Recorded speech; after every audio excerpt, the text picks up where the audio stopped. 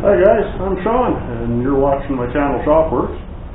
I got the bumper done on this. Now we're going to start building a little bit of a front rack here. And I know they wanted like $400 for a front and rear rack for this thing, and I think that's just way out to lunch. So we're going to build one up with a bunch of steel I got laying around here.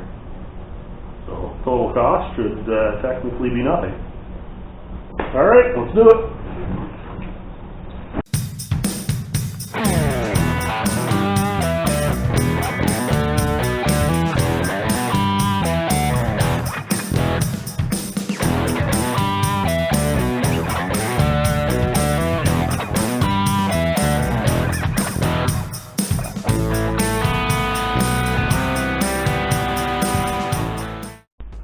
So I guess here's the deal. Been looking at some pictures online of those expensive racks from Polaris, and they've got just looks to be tube on it and a bit of a kink in the front. I'm not sure. You see, like here on the back rack, I'm not gonna probably do a back rack, but they got it kind of recessed out and back in. I'm gonna start by doing that for the front. And we'll do some solid pieces here, about 2 1/4 inches for the rack itself for stanchions.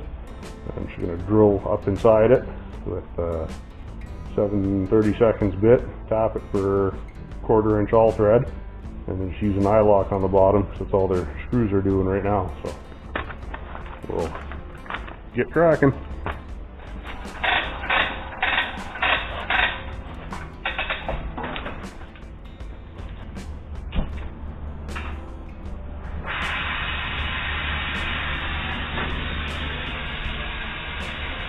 This is where I measured out the center mark to be on here.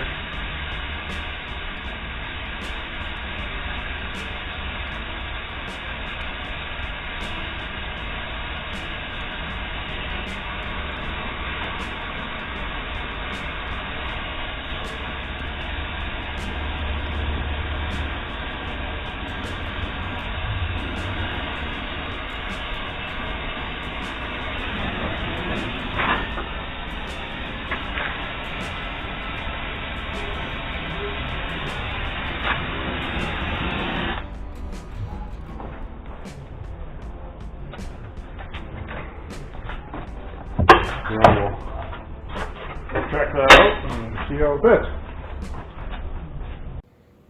Okay, so for right now, it looks like the bend's going to be matched and not too shabby up here. By the time I put some bends in the corner to go around there, should be looking pretty good, I think.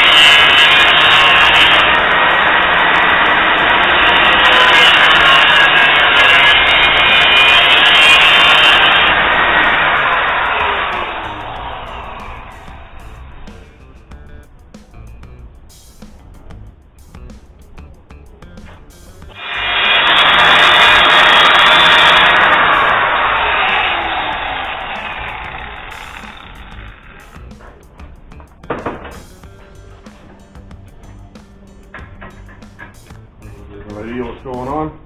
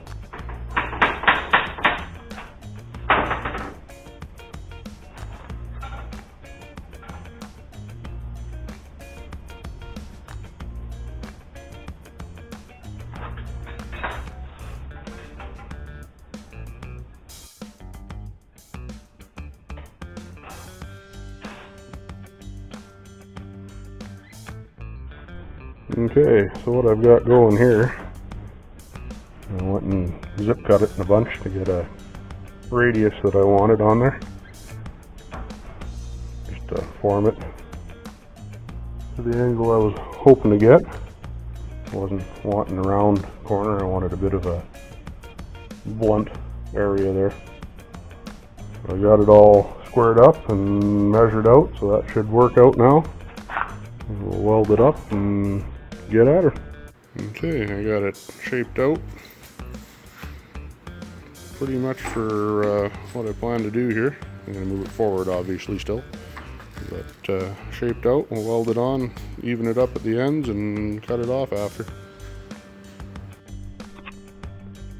So what I'm doing here, I'm taking this rod, I'm going to be doing a pilot bit for center on there, and then I'm going to drill them out to 7/32, and that should be the right drill bit size for doing 1/4 inch coarse tap for some all thread. So I'm going to do all four, each operation to all four at a time there. It should be easier to change the steel than chuck the bits in. So let's get at her.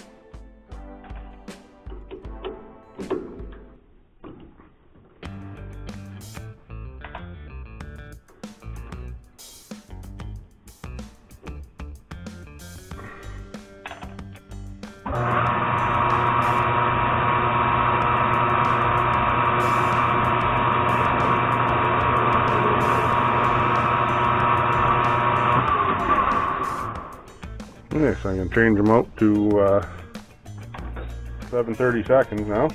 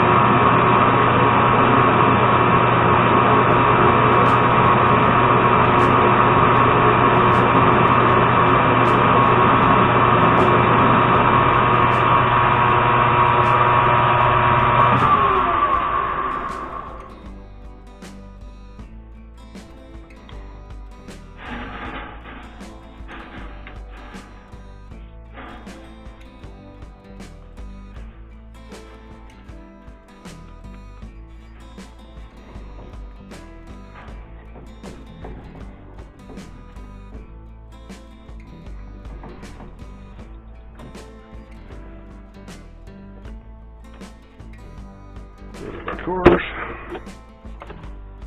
good old bacon grease.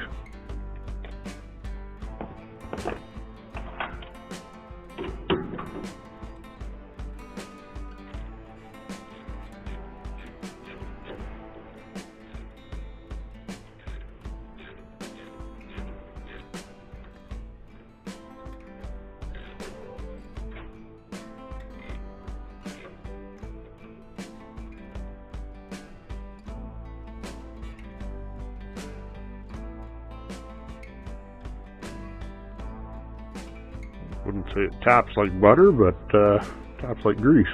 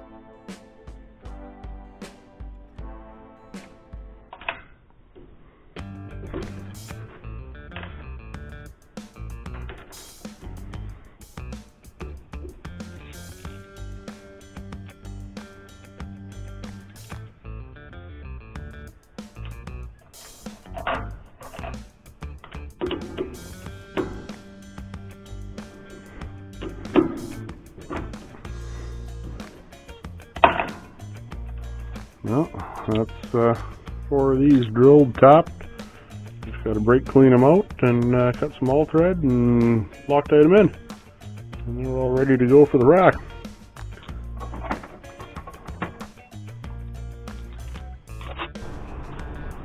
So I don't know how much you guys know on these kids quads and stuff, but they're pretty basic.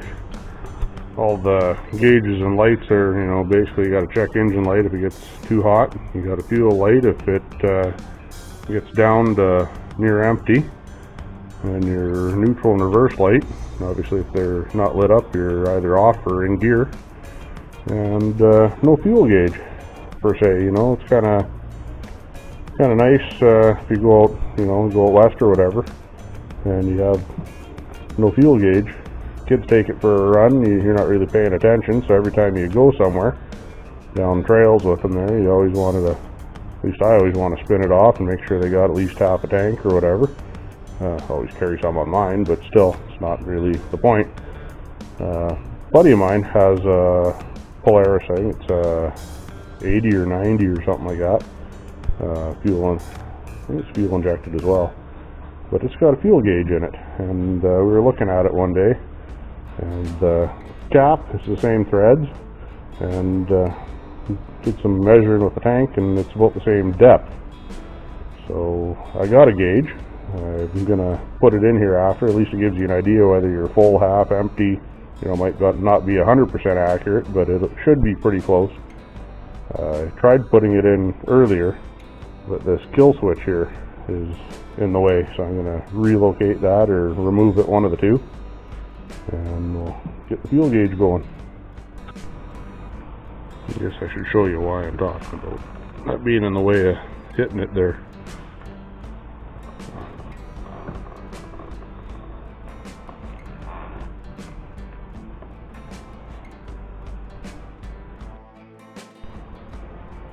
And as you can tell down there, looking at plastic sleeve they put in there, so you don't overfill it, kind of makes it a little tough to guess on how much is really left in there.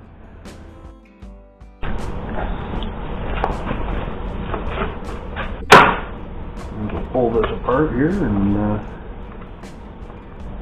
see if I can't take that switch out of the system.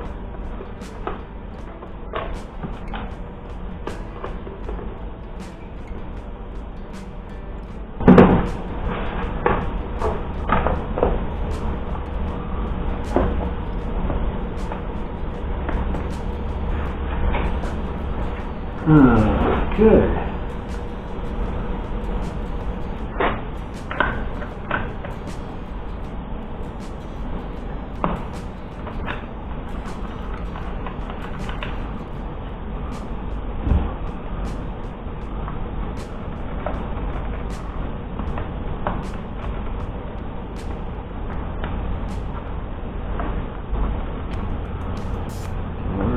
go.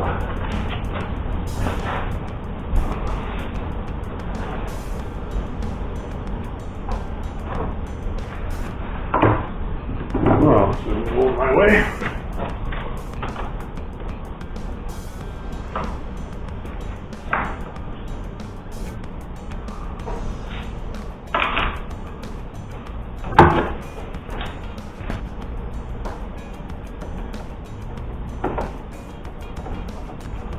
I really wasn't planning on pulling this rack here to get that kill switch undone, but appears to be the thing I have to do.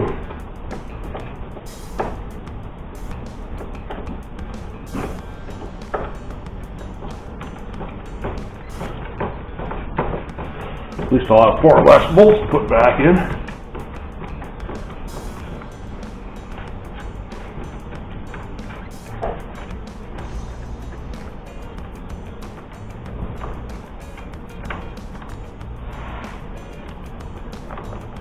If I don't have the all-thread, I can't keep going on it. Why don't you just use some long bolts? You only need to hold the thread in there. Well, I need 1.5 inch of thread sticking past through the thing, so judging by what I'm removing out of here. Oh, I see what you're saying. Suck them through from Bottom up. the bottom up? Yeah, maybe. Never thought of that. Well, I'm here, I guess. What do you think of Give me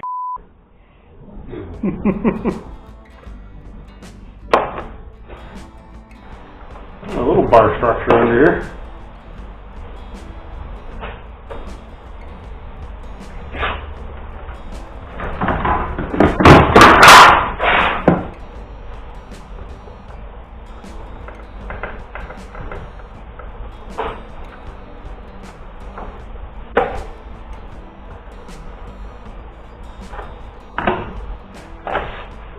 Tie wrap right up here.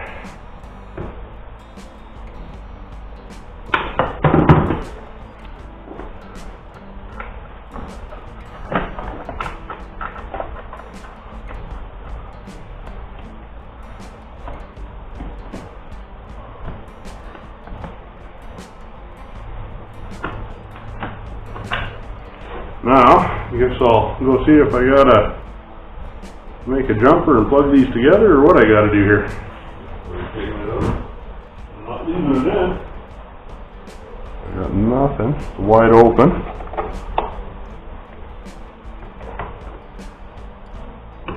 Hold these.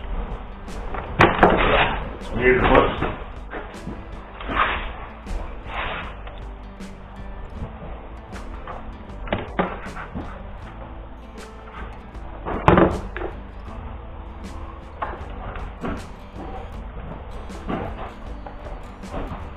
Just checking for continuity right now, and its natural state it's open. When I push it in, it closes. I'm gonna have to build a little jumper for that.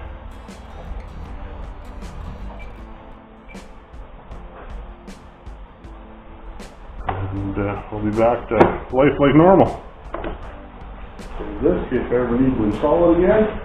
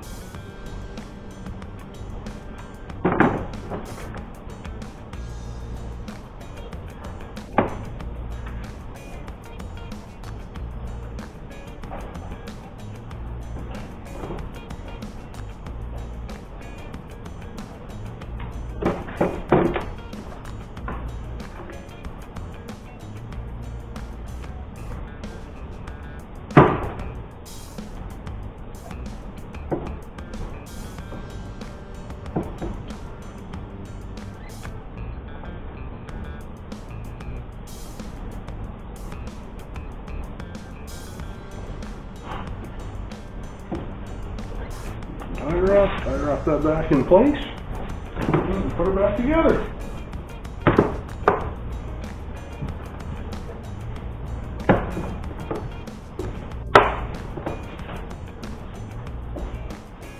Okay, got that back together. Okay, so just with this done,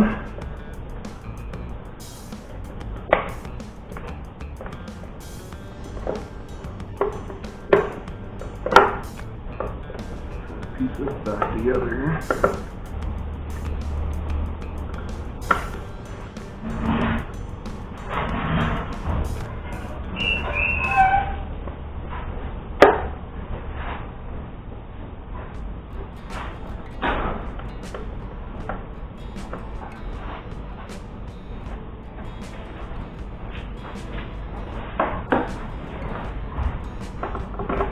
Before I lose that,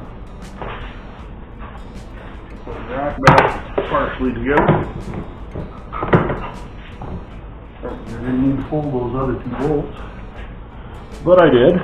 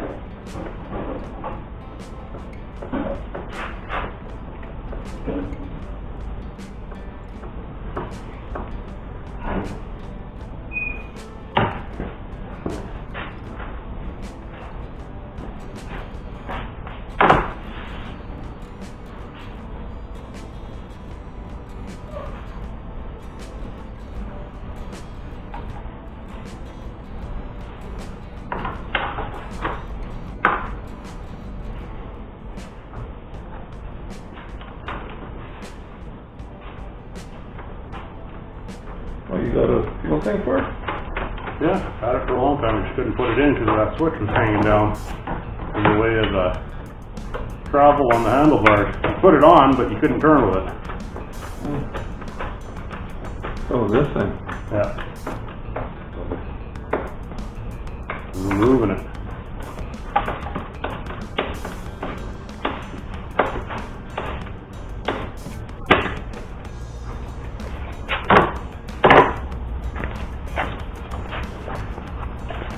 Well, I guess if we're this far, I may as well drop the fuel gauge in there. This is the one that fits the 70cc unit.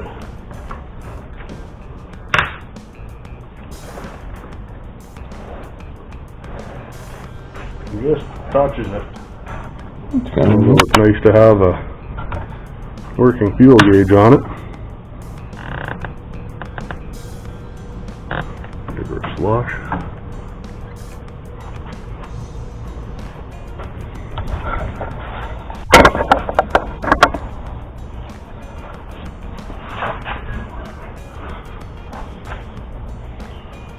So, get some bolts and we'll put those sandwiches on and test this out.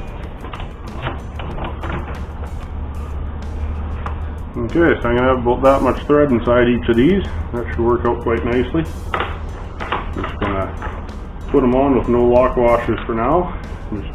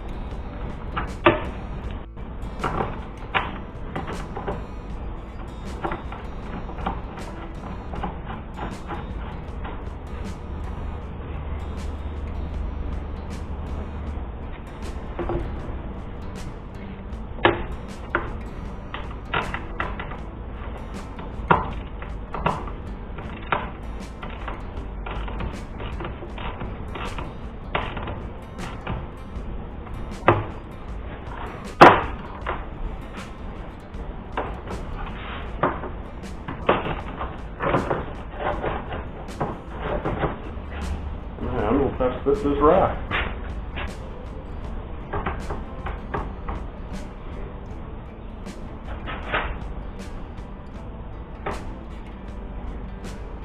Okay. Still got the ground wire off on that battery.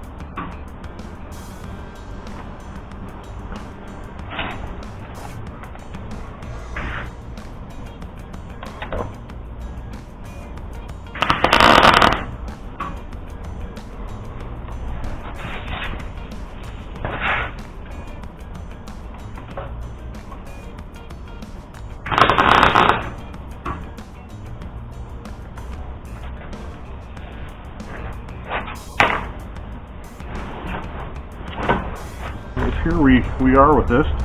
We got the pieces welded on here for the standoffs. Got the ends capped so it's not sharp or anything like that. Rounded them off a bit. And it's time to give it some paint.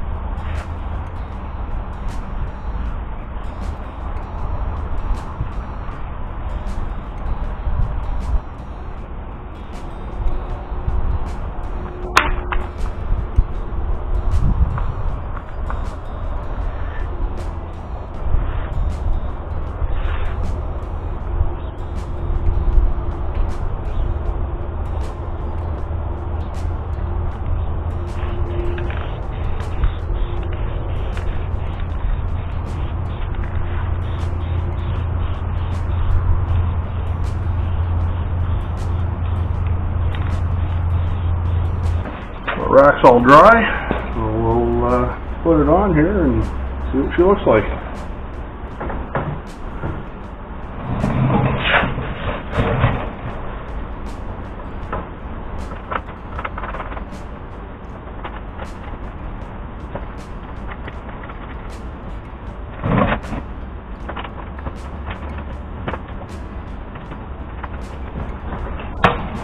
So originally I was going to use all thread sticking down and just put it up in the inside of the stanchion there, but I didn't have any, and don't know why I didn't think about just using bolts on the bottom before, but that didn't cross my mind. But that's what we're doing. Remember to put lock washers on too.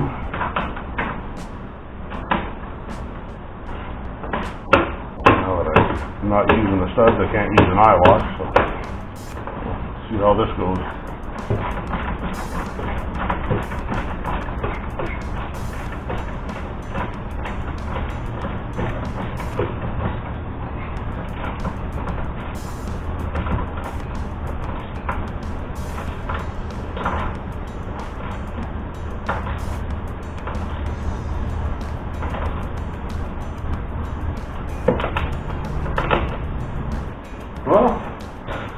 do you say we try it out?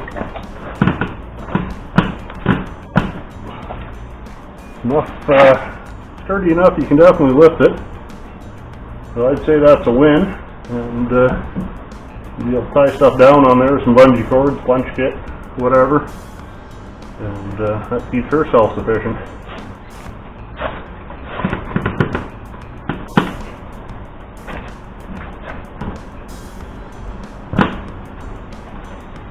Not bad for just thin wall pipe. A little different view from top down.